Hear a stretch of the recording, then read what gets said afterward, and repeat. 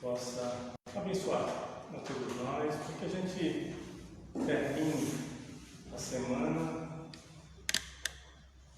com paz, com reflexões interessantes, para que a gente possa iniciar uma próxima, já em um outro estado. Essa talvez seja um dos grandes desafios nossos, sempre estar aprendendo um dia após o outro, com cada lição que a vida vai nos proporcionando. A vida, ela tem, eu sempre falo isso e repito, o objetivo de estarmos aqui encarnados não é não ter problemas, ausência de desafios, falta de obstáculos, de forma nenhuma. Nós estamos aqui justamente para lidar com esses desafios, com esses obstáculos, com essas dificuldades, com essas pedras no caminho, para a partir daí a gente adquirir a experiência necessária para levarmos a nossa compreensão de vida. É certo que a vida ela acaba trazendo para muitas pessoas um sofrimento tamanho, como foi bem colocado na prece, nossos irmãos que estão ali do outro lado, passando por uma dificuldade tremenda, e nós estamos distantes disso, talvez não tenhamos nem a mínima noção do que estão passando, As pessoas estão perdendo famílias, amigos, casas, lares, e a gente só nos resta orar e sentir. O espírita, ele ora pelo próximo, ele sente, ele percebe. A dor que bate no outro, ela só sabe, tem um ditado, o calo aperta em cada um, mas a gente se compadece, a gente não sente a dor do outro, porque só quem passa que sabe realmente o que está sentindo, mas a gente se compadece daquilo. Quem não se compadece são apenas os psicopatas, Os psicopatas, eles não sentem de fato essas sensações, esses sentimentos, ou as pessoas que já desencarnaram vão sentir enquanto espírito, mas não no corpo. O corpo está lá inerte. Mas nós precisamos lembrar desses fatos e em nossas orações diárias, se a gente lembrar, porque muitas vezes as distrações da vida acabam sendo tamanha no nosso dia a dia, que acaba nos desviando o nosso pensamento. Esse dia eu estava falando com uma colega e a gente estava comentando isso. Poxa, faz uns dias que eu não oro antes de dormir. Faz uns dias que eu oro durante o dia, às vezes eu estou dirigindo, eu oro, faço uma reflexão, converso comigo mesmo, isso é uma oração. Mas às vezes tem pessoas que vai orar, faz aquela preparação, já está dormindo, já pega no sono. Mas talvez as distrações da vida, como diz o Daniel Goleman, é um autor de diversos livros, ele diz que nós estamos vivendo na era das distrações. E a era das distrações acaba impactando o espírito, que somos nós, de enxergarmos que somos espíritos. Então, na era das distrações, as distrações nos lembram a cada instante que somos pessoas materiais. Esse é o problema. Nós somos seres espirituais, nós não somos materiais. Mas as distrações, os chamados, os convites que a vida acaba nos proporcionando a todo instante, nos recorda que nós somos seres materiais. E aí a preocupação do dia a dia, isso, aquilo, outro, eu preciso comprar isso, eu preciso pagar isso, eu tenho isso aqui, eu tenho que trabalhar, eu tenho isso. Essas são as preocupações naturais da vida, que a vida vai nos proporcionando. Isso é natural acontecer porque nós estamos lidando com as pessoas, nós temos nossas preocupações em casa, no trabalho, na escola, na faculdade, e é natural que isso venha para nos lembrar, mas nós precisamos fazer pausas importantíssimas para que a gente possa se lembrar em alguns momentos que nós somos espíritos. Emmanuel, no prefácio do livro Nosso Lar, ele tem prefácio, na introdução do livro Nosso Lar, tem duas introduções, uma de André Luiz e uma de Emmanuel. Emmanuel vem dizer uma coisa interessante que às vezes passa pelos nossos olhos ou ouvidos e a gente não reflete sobre o que ele quis dizer no último parágrafo da sua introdução do livro Nosso Lar. Nós, enquanto militamos, enquanto estamos na doutrina espírita, precisamos do espiritismo e precisamos de espiritualismo, mas precisamos, acima de tudo e muito mais, de espiritualidade. Emmanuel disse que espiritismo é a doutrina que a gente abraça, que traz essas informações fantásticas. Espiritualismo, segundo Kardec, é o oposto de materialismo. Todo aquele que acredita que existe algo após, todo aquele que acredita que não é só corpo, que existe algo além, ele é espiritualista. O muçulmano, o judeu, ele é materialista, ele é espiritualista. Igual a gente, cristão, nós somos espiritualistas, mesma coisa, porque nós acreditamos que existe algo a mais.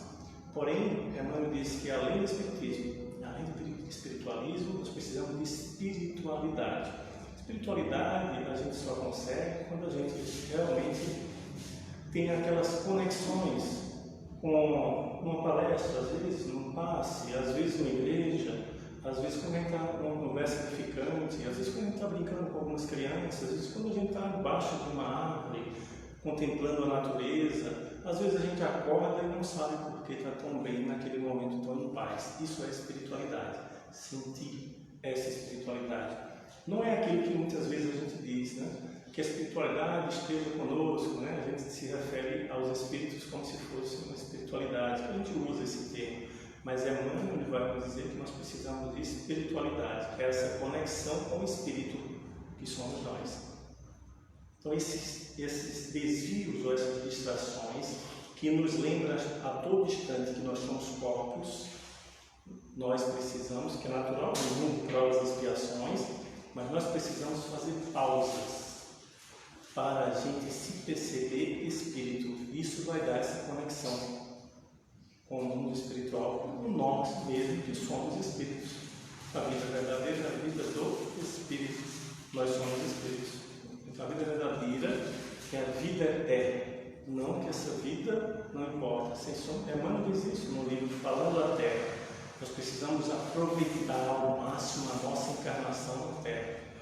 Às vezes a gente acredita, poxa, se eu saísse, fosse morar numa montanha, contemplar a natureza, Deus, vou viver lá 3 décadas, 4 décadas, até morrer. E aí eu vou realmente ficar zen. Não sei se iremos ficar zen, porque a vida, para ganhar experiência, para a gente sair dela melhor do que a gente chegou, a gente precisa do embate do dia a dia. Provavelmente quem viver assim depois vai dizer, agora meu irmão precisa voltar para lidar com os outros irmãos, porque não é assim tão fácil. Nós precisamos lidar com o outro, né, com as pressões, com as perdas, com as decepções, com as traições, com as coisas que a vida acaba nos proporcionando a todo instante. Sem isso, a gente não consegue evoluir, não consegue avançar. A proposta do Espiritismo, acima de consolar, é nos deixar mais conscientes. Pensar, Kardec diz isso, fé raciocinada sou aquela que encara a razão. Então nós precisamos raciocinar, pensar, usar a lógica e a partir daí fazer essas pequenas pausas. Tem um professor da Universidade de Harvard que é Tal Ben-Shahar, ele tem um livro fantástico que é Seja Feliz. O segundo, Seja Mais Feliz. Ele é o professor que introduziu aquela disciplina optativa chamada de felicidade lá em Harvard, que é bem conhecida, ficou conhecida mundialmente essa disciplina, porque muitos alunos se inscrevem, não tem vaga, só tem vaga para 2, 3 anos depois. É uma disciplina bem interessante. E ele disse que o problema nosso, ele estava falando sobre estresse, e aí ainda fazendo um paralelo com essas distrações e espiritualidade. Ele estava falando sobre estresse. Ele disse que o problema não é o estresse, porque o estresse todos nós passamos. Todos nós passamos por dificuldade, uma hora ou outra, é isso que vai gerar aquele estresse. O problema não é o estresse. O problema é porque a gente não dá pausa. Ele dá um exemplo na aula sobre uma pessoa que vai para uma atividade física, uma atividade de musculação, uma atividade no ginásio, e a pessoa vai levantar peso. Ele levanta peso. e aí os músculos ficam cansados, quebrados, porque ele levantou peso. Se ele levantou de manhã, de noite ele for levantar novamente, no outro dia ele vai e levanta novamente, ele vai fatigar o músculo e realmente vai ter problemas. Mas se ele fizer o exercício e der uma pausa de um dia ou dois, voltar a fazer o exercício, ele dá mais uma pausa, ele vai notar que vai ficar mais resistente, mais forte, vai aumentar a imunidade, ele vai crescer. Esse é o exemplo que ele traz. O estresse é importante para cada um de nós, para que a gente possa aprender com os convites que a vida acaba nos fazendo. Mas as pausas, elas são muito mais importantes, porque ela é que nos ajuda a crescer. Na espiritualidade é a mesma coisa. Enquanto a vida está nos convidando, nos chamando a atenção, para que a gente seja pessoas materiais, esqueça a espiritualidade, esqueça o espiritualismo, porque os convites da vida é isso. Quando a gente vê os autógrafos, quando a gente vê as chamadas, quando a gente vê compre isso, compre aquilo, mais isso, mais aquilo, aquilo outro, e aí isso é nos lembrando que nós somos corpos, nós não somos corpos. Então, se a gente, vez ou outra, fizer essas pausas, isso que a gente está fazendo aqui é uma pausa, enquanto a diferença, de eu estou aqui conversando e refletindo para você, nenhuma, apenas está na minha vez de falar, mas todos nós somos iguais, apenas a gente está expondo uma reflexão, um pensamento sobre um tema que foi proposto para a gente conversar. Então, nós aqui estamos todos no momento de pausa, e esse momento de pausa é importante. Quem vai na igreja, pausa. Quem vai, abraça sua determinada religião, pausa. Como eu falei, debaixo de uma árvore, ficando com uma criança. E esse professor, Tal Ben-Shahar, ele foi convidado para falar com os economistas de Nova York, da Bolsa de Valores, e aí ele estava explicando sobre o estresse. O problema do estresse, são as não pausas que vocês não conseguem dar. Então, sugeriu que as pessoas dessem pausas de apenas 30 segundos durante a manhã, 30 segundos só, porque meia hora, uma hora é impossível para esse pessoal. 30 segundos pela manhã, 30 segundos à tarde, 30 segundos à noite. Então, 1 minuto e meio por dia de pausa. Fazer uma respiração de 5 segundos, solta em 5 segundos, volta em 5 segundos, solta. Ele diz que a recomendação seriam 4 respirações, daria 40 segundos, mas não é possível para essas pessoas. Mas talvez para a gente seja. Essas pequenas pausas, ela recupera a nossa memória enquanto espírito. Peraí, eu sou um espírito. E à medida que a gente vai fazendo isso, a gente vai entendendo mais ou menos como se dá os nossos pensamentos, como se dá o nosso corpo, e talvez com o tempo a gente consiga se concentrar melhor. Porque as pessoas, às vezes, quando vai fazer uma respiração, uma meditação, eu não consigo, porque realmente vai, claro, no momento, no começo, você está ali, mas depois de um certo tempo, a pessoa começa a pegar um hábito. Só que a gente desiste no caminho, a gente não consegue chegar lá, porque nós fomos criados e talvez a atmosfera deste mundo acaba ditando para a gente que o melhor fim é a chegada, não a jornada. As pessoas valorizam mais a medalha final, a chegada, mas não e nunca a jornada. Ninguém olha. Muitas vezes, quando as pessoas conseguem chegar, passam no concurso, conseguem um emprego, se formam, ou faz isso ou aquilo, o pessoal, puxa, mas eu gostaria, puxa, que sorte. A pessoa esquece da jornada, da caminhada. E na trajetória espiritual, nossa, enquanto espírito aqui na Terra, o mais importante nunca será a chegada. O mais importante é essa jornada, é essa caminhada. Por isso que precisa ser valorizado. É o que a mãe diz nesse livro Fala da Terra. Precisamos, o quanto antes, cair em si e perceber que precisamos ao máximo aproveitar a nossa caminhada, a nossa jornada na Terra. E logo hoje, em dia que nós já temos diversas, uma mensagem linda do Livrinho de Luz, psicografado por Chico Xavier, diversos livros, mais de 400 livros, Chico Xavier, a primeira psicografia de Chico Xavier foi em 8 de julho de 1927, com apenas 17 anos, no Centro Espírita Luiz Gonzaga, quando todas as sextas-feiras tinha ali aquela reunião onde presidida né, por Dona Carmen Perazzo, ela presidia ali a reunião, de repente um espírito disse: eu gostaria de psicografar por esse jovem, para ver como ele se comporta. Que jovem?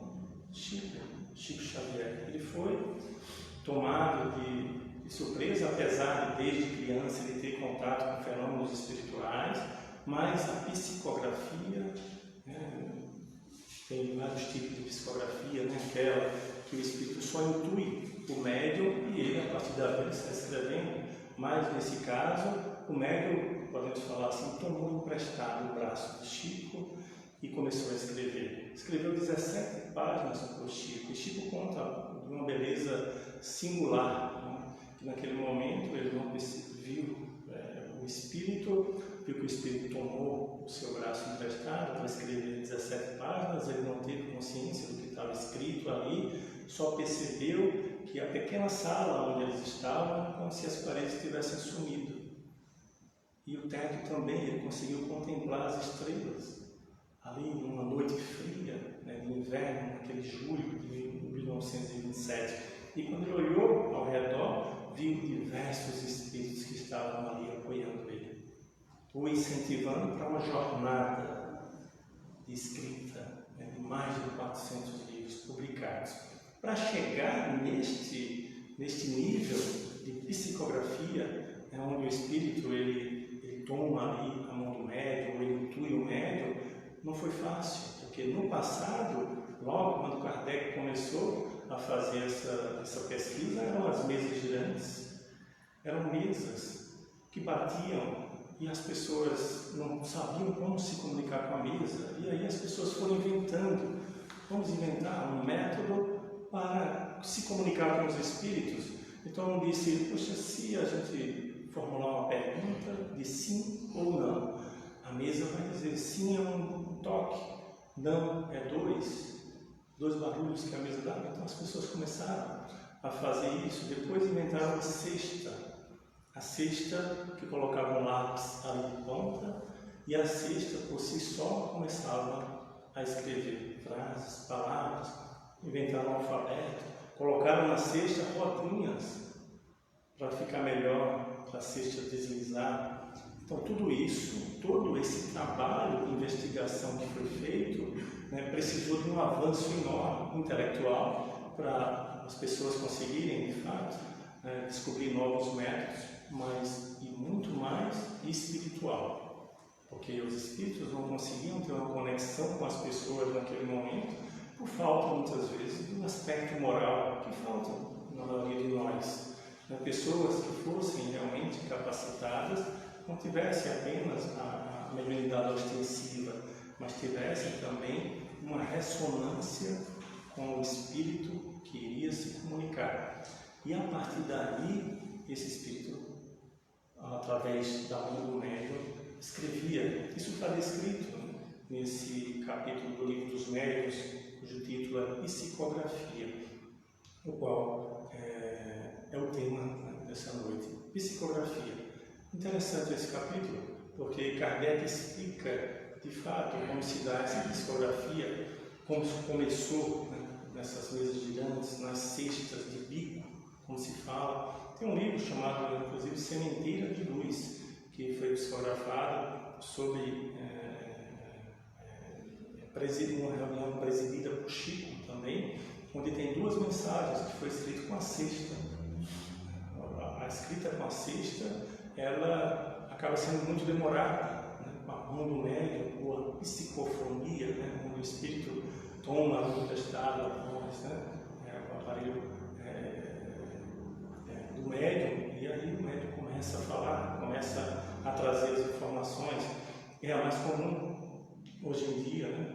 E aí há diversos questionamentos com relação a isso, mas eu chamo a atenção a todos nós, já que a doutrina espírita nos convida a todo instante a estudar, para que a gente tenha um embasamento interessante, e a partir daí, quando esses acontecimentos, essas ações, esses convites da vida vir, a gente começar a fazer um paralelo com a doutrina espírita, porque a doutrina espírita ela não vem retirar a dor de algo que ocorra.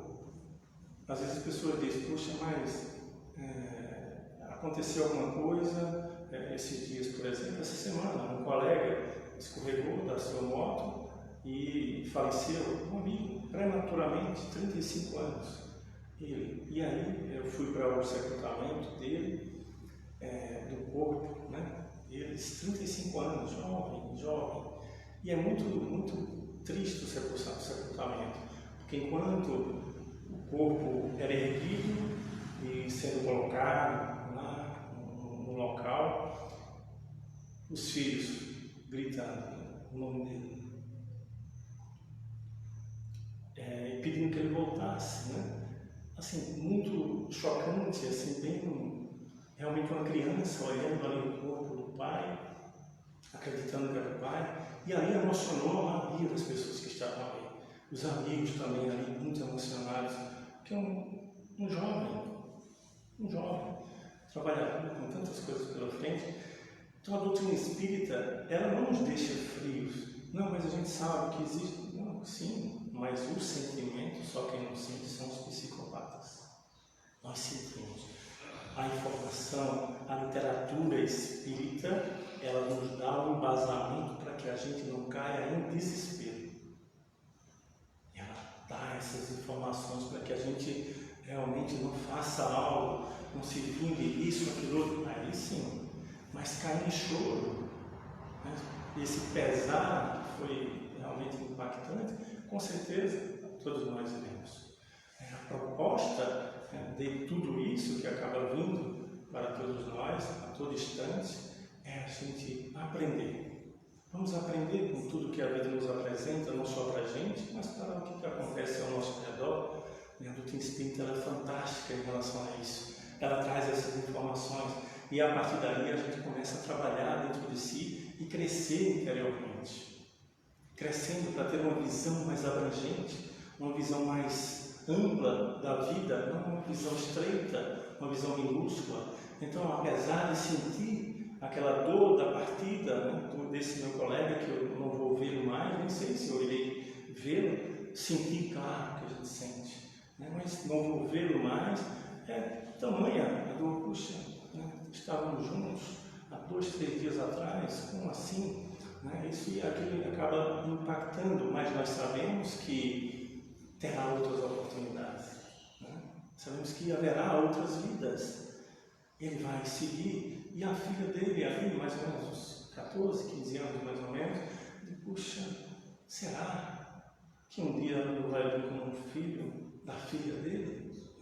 A misericórdia de Deus é tamanha, né, que pode fazer isso, né? A gente tem essa dificuldade de enxergar as pessoas, de nos enxergar enquanto espírito, imagine as pessoas enquanto espírito, né? Hoje é pai, amanhã pode ser filho, né? Hoje é tio, é a mãe, é irmão, mas amanhã pode ser amigos, pode ser isso. Mas o que interessa é o amor que liga e a afinidade que acaba ligando as pessoas.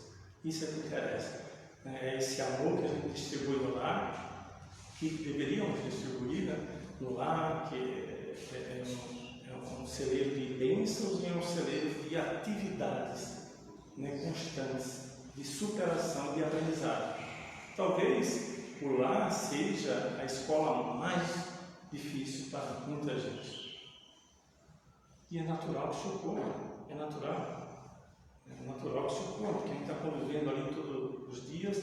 Se não houver nenhuma dificuldade no lar, ótimo, mas vai haver em outro local. Não, mas minha vida está tranquila, não tem dificuldade em lugar nenhum. Então, nós estamos no lugar errado, porque a Terra, ela nos proporciona essas atividades, que são bênçãos, advinda, né, da espiritualidade, dessa energia cósmica que podemos falar, de Deus, do Criador, desse fluido cósmico que acaba, através da atração, né, das nossas necessidades, atraindo realmente o que a gente vai precisar para aprender. Isso existe. Existe uma lei que comanda tudo, e tudo que a gente precisa para avançar, para aprender, a gente não precisa se matricular, nós já estamos matriculados. Talvez a gente não perceba. Como diz lá no livro Pequeno Príncipe, o essencial é invisível aos olhos humanos. O essencial é invisível aos olhos humanos. Por isso que nós precisamos fazer essas pausas ter cuidado com essas distrações para fazer essa conexão com a espiritualidade e aí sim enxergar. Quando a gente está naqueles momentos de mais paz, talvez, ou naqueles momentos, um momento de tristeza, por exemplo, tem um impacto profundo em nossa vida, porque faz com que a gente enxergue coisas que a gente não enxergava antes. Quantas pessoas no mundo de vida, depois de passar por determinadas situações, acidentes graves, é que em estágio de quase morte, as pessoas acabam mudando sua percepção de vida. Pessoas que bebiam, eu tenho um colega que bebia bastante, isso, aquilo, outro, depois sofreu um acidente por conta da própria bebida, mudou de vida até hoje, já tem uns 15, 20 anos isso. Então, às vezes acontecem coisas que, de fato, são penosas, são dolorosas, mas têm o poder de nos colocar de novo no nosso caminho, na nossa jornada, em nosso caminhar. Este é o propósito. Este é o propósito da vida. Este é o nosso propósito, aprender. A vida tem um propósito de ensinar. Se nós estivermos dispostos, tivermos ouvidos de ouvir, que olhos para enxergar, nós iremos enxergar, porque as provas elas não são de vez em quando que ela acontece a todo instante. Nós estamos aqui nesta reunião e nossos pensamentos estão aí. Muitas vezes a gente não consegue se concentrar num livro para ler, por exemplo, assistir um programa, a gente sempre está no próximo passo, nessa aceleração. E isso é um teste para a gente mesmo, isso é um desafio. A gente começar a pensar nesses pensamentos. Vou deixar ele me conduzir ou eu posso escolher qual deles eu irei seguir? Vou deixar ele me conduzir, porque muitas vezes nós estamos aqui, o pensamento da vida está pensando em outra coisa, aí volta. Nós precisamos, o quanto antes, começar a perceber isso. Essa é uma prova de controle dos nossos sentimentos, de controle das nossas emoções. Iremos ter constantes pensamentos, constantes sentimentos, mas seguir eles, aí sim, é um desafio para todos nós. Estar presente é outro desafio. Se nós estivermos presentes, sim, iremos aproveitar. Teremos ouvidos de ouvir e olhos para enxergar de fato. Quando estamos presentes, estar presente é também uma virtude, é um desafio para todos nós, porque muitas vezes, como eu falei, esse processo acelerado que bate a nossa porta com essas distrações a todo instante, acaba vindo e perturbando a nossa mente e aí a gente acaba não conseguindo seguir adiante. Mas Emmanuel diz que toda nesse próprio livro, Falando a Terra, esse manancial de livros edificantes, ele compara os livros a árvores.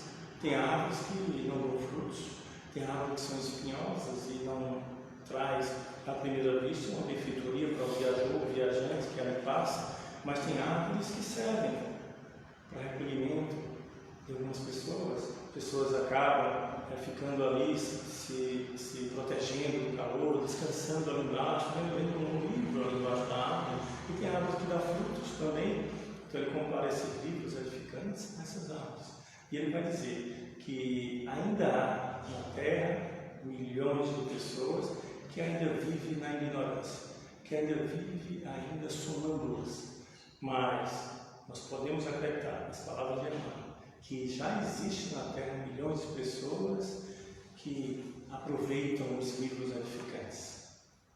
Apesar desse esforço, muitas vezes, que a gente já sabe que Kardec fez para fazer tudo, para catalogar todas essas informações, codificar a doutrina espírita, muitas vezes a gente mesmo não lê um livro, não lê um ou outro, esquece. Mas foi um esforço que, além de muitas críticas, além de muitos obstáculos, desafios imensos, livros queimados, Kardec teve, a gente precisa valorizar, valorizando isso, porque quem ganha somos nós. O esforço foi feito. Se a gente der uma pausa, isso também é uma pausa que nos alimenta. Ler uma página por dia, um parágrafo só, daqui a pouco a gente está lendo 2, 3, não precisa ler um livro por dia, durante um dia. Tem livros que a gente se apaixona por ele e consegue ler em uma semana, 2 dias, 3 dias, mas uma páginazinha só, um parágrafozinho, aquilo nos alimenta e aquilo tem o poder de nos livrar das distrações. Aquilo tem o poder de gerar essa pausa edificante em nós, nos lembrando que somos espíritos. Nós precisamos, o quanto antes, criar esse hábito, fazer uma respiração, ler um parágrafo, uma página por dia, começar a prestar mais atenção nos nossos pensamentos, começar a prestar atenção mais nas coisas que se passam ao nosso redor. Muitas vezes a gente esquece, né? Nós estamos tão focados em alguma coisa que nós esquecemos que tem uma lei divina que coordena tudo e já organiza tudo para a gente. Às vezes a gente vai, e esse dia um colega disse, puxa, quando a gente está apressado, todos os sinais ficam vermelhos. Será? Mas será? Os sinais ficam vermelhos mesmo, né? Não sei, será que ainda é tão especial assim? Será que tem alguém jogando contra e os sinais ficam vermelhos? Não, é natural que isso fique vermelho. É porque a gente tem o hábito de controlar tudo. A gente tem o hábito de querer controlar as coisas e até, esses dias a gente foi à praia, né? Umas 2 semanas atrás, aí começou a chover. O meu cunhado fez um sol. Quando eu olhei, tem um sol lá que ele fez, que a gente fazia quando criança, né? Um sol quando estava chovendo. Aí ele fez esse sol e parou de chover. Só de poder, né? Nossa, ensina essa mágica aí, né? Que, né? Eu quero aprender essa mágica, mas não existe nada disso, né? É só a nossa expectativa, né? A gente quer que isso ocorra, a gente quer que aquilo ocorra, a gente quer realmente que isso. E por que a gente não deixar com que as coisas aconteçam? A gente não tem controle nem gerência sobre as coisas, sobre as pessoas, sobre as coisas que acontecem. Não temos. A gente perde tempo, esforço, energia e se desgasta tentando controlar os eventos externos. Deixa com que as coisas. O único evento que eu preciso controlar sou eu mesmo. Nós não precisamos controlar as outras pessoas porque a gente não consegue. Impossível. Pode dar até ordens, né? Quem tem o poder da ordem, dá uma ordem. Tem aquele ditado, né? Obedece quem pode, né? Aquela coisa toda. Mas isso é natural. Para um pregador, para isso, ele vai, né? Mas para a gente controlar os sentimentos, as emoções, o comportamento das outras pessoas, não funciona. Tentar deixar as coisas fluírem do jeito que devem fluir. Não controlar. Isso gera uma leveza para a gente e uma conexão com o Espírito, em acreditar no fluxo da vida.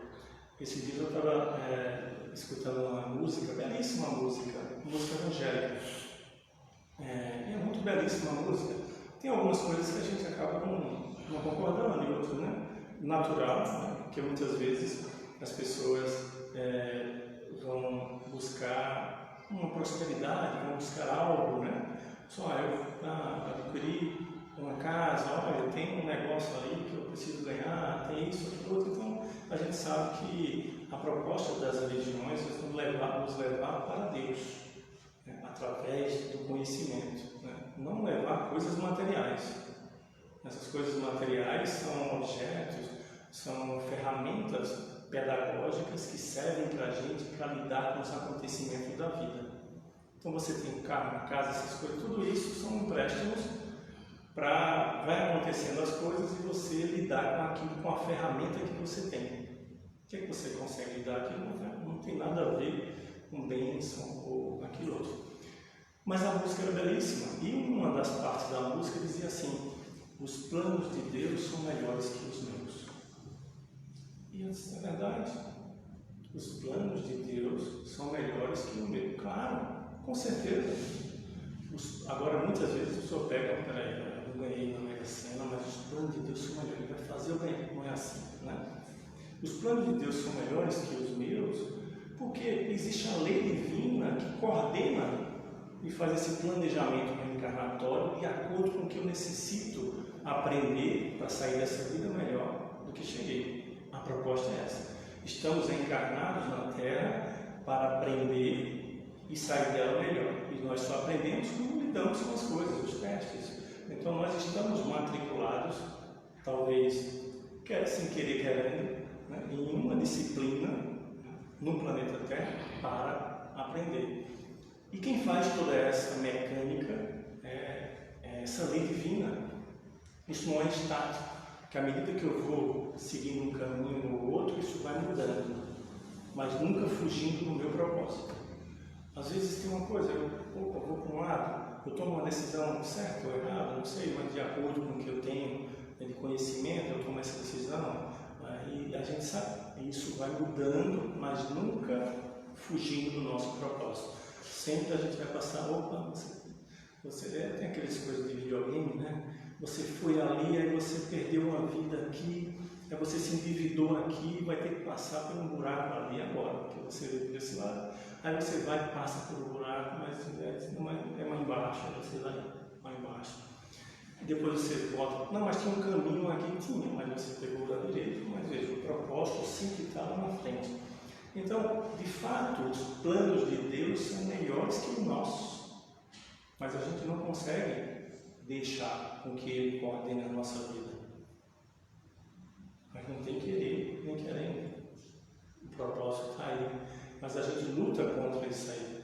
É tanto que, puxa, mas agora está chovendo, mas que sol, olha, só porque eu vou sair está assim, só porque eu tenho essa roupa, fez isso, e tá. Os planos de Deus são melhores que o nosso. Se entrega. Se entrega. É isso que essa literatura espírita acaba trazendo para todos nós. Depois desse esforço todo que Kardec fez, através das mesas gigantes, das cestas, que faziam e traziam essas mensagens, para escrever uma frase, levavam-se horas até a humanidade evoluir, não só intelectualmente, mas principalmente moralmente. Alguns seres começarem a vir, tipo Chico Xavier, tipo Divaldo Franco, e a partir daí começar a receber essas mensagens e repassar e colocar para a posteridade todos esses livros, né, fantásticos que tem à nossa disposição para a gente poder se deleitar aprendendo e tentar colocar em prática o que a gente aprendeu. Esse é o propósito, né? Colocar em prática o que a gente aprendeu. Mas muitas vezes nós abraçamos uma religião para nos blindar. Não, eu vou porque eu quero ser abençoado, que nada ocorra. A gente tem esse hábito, e às vezes eu até na oração falo isso, né? Livrar-me de todo mal. Mas o que é mal? Né? O que é o mal? O mal é tudo aquilo que nos desvia do nosso propósito. Mas o propósito eu não sei qual é, porque os planos de Deus são melhores que o meu, mas eu não sei qual é o plano dele para mim. Eu estou ainda nas distrações e estou seguindo outras coisas aqui. Então a gente fica tão focado, muitas vezes, no nosso objetivo, que coisas maravilhosas acabam acontecendo ao nosso redor e a gente não percebe. Então a gente está tão focado. Quando eu tinha, acho que 16 anos, eu comecei a trabalhar em um hotel aí no centro da cidade. E trabalhei de 16 até, acho que dos 15 até os 18. Eu trabalhei só por 3 anos. Aí o hotel foi vendido. E antes do hotel ser vendido, eu não sabia que ia ser vendido, mas eu estava lá trabalhando e era um emprego fantástico. Eu ganhava muito bem, um salário e meio. E solteiro. Tem um ditado, não sei se é da minha época, né? Não tem uma patativa para dar para comer, né? Tem isso. Então, um salário e meio, eu conheci o Espiritismo, já tinha comecei a frequentar aqui, então minhas orações eram assim, Senhor, juro por Deus, eu estou falando, não falei para ninguém, estou falando para você que está gravando, mas eu disse, Senhor, faz com que eu me aposente desse trabalho, que é uma maravilha. O patrão morava em Recife, só tinha eu, 2 camareiras, 3 recepcionistas, pronto, e eu era office boy. Depois eu fui promovido, né, claro, a recepcionista. Eu fui ser o recepcionista. Eu lembro até hoje, quando eu fui promovido, que eu fui na Feira da Suana, comprei uma camisa de seda marrom, uma calça preta. Eu lembro até hoje, não sei porquê, essas coisas, né, Janine? Uma camisa de seda marrom, uma calça preta, um sapato também, mas a camisa, a calça não. Então, Senhor, deixe com que eu me aposente desse emprego. Uma coisa maravilhosa dessa. Não deu 6 meses. O hotel foi vendido. Aí eu disse, puxa, foi vendido e agora? Não, vai continuar. Aí o dono chegou, fez a reunião com todos. Disse, olha, a gente vai fechar, porque o hotel realmente está meio deteriorado. Então, aí fechou e não abriu. e pronto. Meus planos deram errados, mas o plano de Deus eu não sabia qual era. Aí eu vou procurar emprego. Onde é que eu vou procurar emprego? Hotel. Aí fui para outro hotel. Trabalhei um tempo, depois saí desse hotel. Aí fui para o outro hotel. Até que não tinha mais hotel para trabalhar, aí fui para outro caminho. Mas se fosse a minha vontade, eu estava até hoje. Como eu tenho colegas, que tem dois que ainda estão trabalhando em hotéis. Já estão trabalhando em hotéis. Mas se fosse a minha vontade, talvez eu estivesse. Mas a gente não percebe, né, que os planos de Deus são outros, independente do que seja bom para a gente nessa visão materialística. A gente acha que bom é ganhar muito dinheiro, né? É isso? Não é. Bom é quando a gente aprende. Não tem nada a ver com recursos materiais. Você aprendeu com tudo isso? Se não aprendeu, aí não foi bom. Precisa aprender. Volte quanto antes. Está lá no livro Lázaro Redivivo, onde o psicólogo Chico Xavier, quando ele diz que fez muita doação, doou muito dinheiro, fez isso, aquilo, outro, e aí ele diz, olha, mas você olhava para o seu irmão, você era benevolente com o seu irmão, ou só fazia doar? Então você precisa voltar o quanto antes para aprender a lidar com o seu irmão. Então a gente só aprende na medida da interação com as pessoas. Que Jesus nos ampare, nos carregue para os nossos lares, nos abençoando para uma próxima semana.